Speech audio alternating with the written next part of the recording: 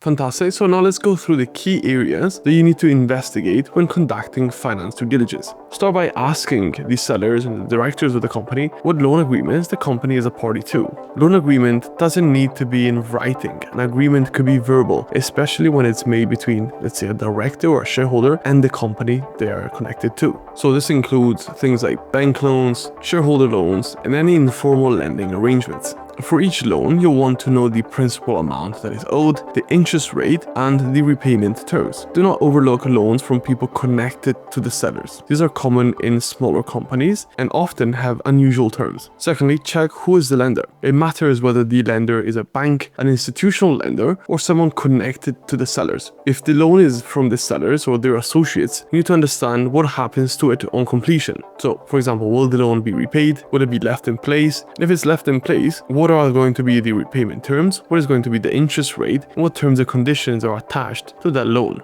Thirdly, you'll want to check for each loan what are the repayment terms. So for example, is there a fixed repayment date? Is it going to be in installments, or can the lender demand repayment at any time? So if there are loans that are repayable on demand, this is a huge risk because the lender could call in the debt after the deal completes, and if you don't have enough money or the company doesn't have enough money to pay back the lender the whole amount, that could put the company into insolvency. Fourth, review all charges and security. Search the company's house register for any charges registered against the company. A charge gives the lender the right over specific assets if the company defaults. So you'll want to check what assets are covered by each charge. A common example is a floating charge over all the assets of the company, or a fixed charge over specific property or equipment. So you need to understand the priority of each charge as well. Fifth, check for conflicts with your own lender. As mentioned, if you're borrowing money to fund the purchase, your lender will likely want to be the first in priority. Existing charges could block this, so you need to establish whether the existing charges will be released on completion or whether your lender is willing to take a lower priority position. Six, check whether the company is a guarantor. It is very much possible for a company, a limited company, to act as a guarantor for a borrower, even if the borrower is taking out money in a transaction that is unrelated